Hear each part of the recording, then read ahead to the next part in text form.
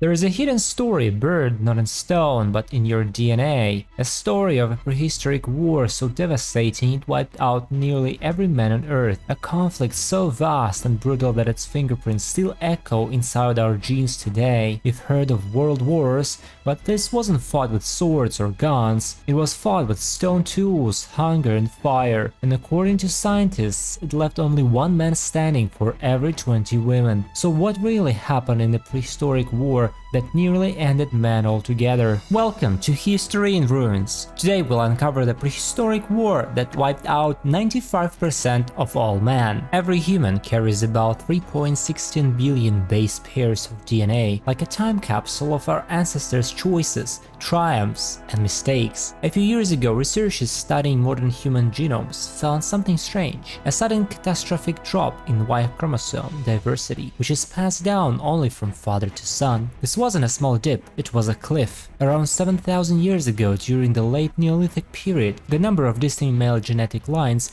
collapsed by up to 95%. Women's DNA, however, remained stable. Something or someone had targeted men specifically. Volcanoes, plagues, and climate shifts couldn't explain it, but war could. Evidence suggests that violence spread like wildfire across much of the inhabited world, from Europe to Asia and the Middle East. It wasn't a single battle, it was a cultural collapse, a period of raids, massacres, and blood feuds so widespread that survival itself became the exception. Archaeologists have unearthed more than 250 sites in Europe showing mass killings from this area. Entire villages wiped out, skeletons shattered, and bones dumped in horrid pits. At Talheim in modern Germany, 34 people, men, women and children, were slain and buried together, but what shocked researchers most was the pattern. Almost all men were dead, while most younger women were missing, likely captured or absorbed into rival tribes. This wasn't chaos, it was systematic extermination. When scientists completed global DNA samples, the pattern repeated.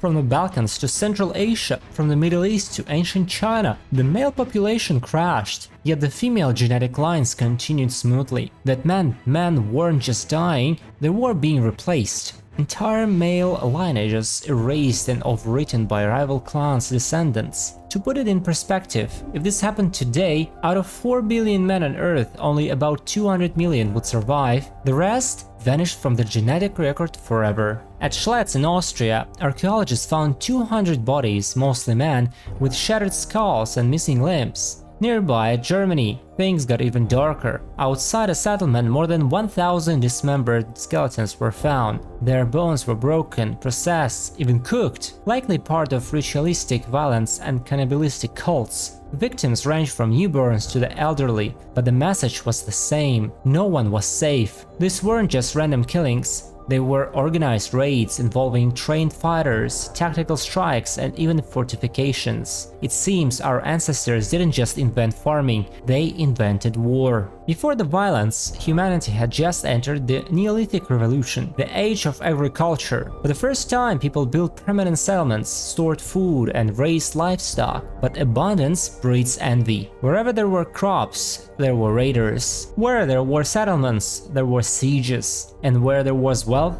there was war. Men became both defenders and targets. Those who survived fought again and again, while clans that lost their males simply ceased to exist. Women were often absorbed into the victor's tribes, ensuring only their DNA lived on. Over generations, this turned entire regions into graveyards and wrecked the genetic landscape of humanity. But why did the Y chromosome, the male lineage, vanish so drastically? One theory says it was patrilineal warfare. Tribes became male-led clans, protecting their bloodlines at all costs. When one clan conquered another, every rival male was executed, while women were taken as prizes or allies. This wiped out the whole family trees in a single generation. Another theory is more peaceful, that the genetic bottleneck wasn't entirely caused by war, but by social collapse. When clans split or failed to reproduce, male lines disappeared slowly over time, but most scientists believed it was a mix. Violence and survival pressure combined, purging weaker lineages and rewarding the most dominant tribes. The violence didn't just destroy villages,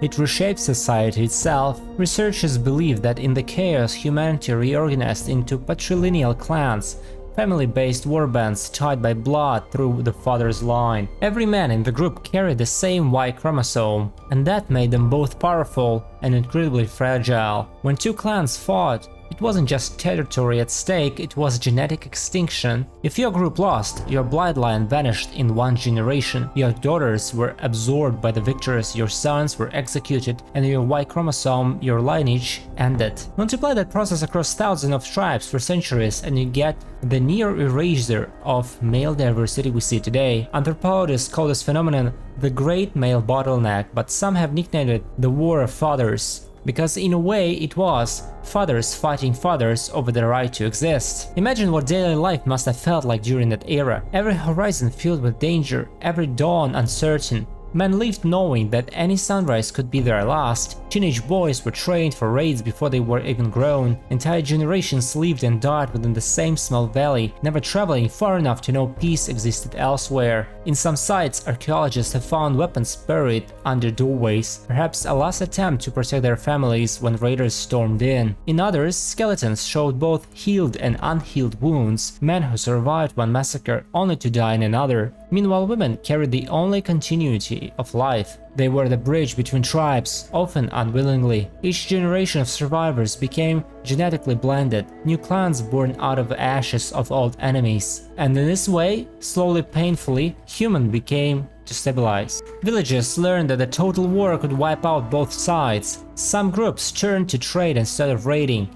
exchanging tools, obsidian, and livestock. The first glimmers of diplomacy, the idea that strangers could cooperate, began here, in the ruins of a world soaked in blood. By the time the violence subsided, the planet's genetic landscape had changed forever. The surviving man, the few who carried their Y chromosomes through the storm, became the ancestors of nearly every man alive today. In their wake rose the first civilizations: Sumer, Egypt, the Indus Valley. The same drive that once fueled war was now building temples, cities, and walls, monuments to both creation and destruction. And though peace eventually took root, the memory of that prehistoric carnage never truly disappeared. It still lives within us. In our instincts, our stories, our fears, we inherited not just their genes, but their warnings.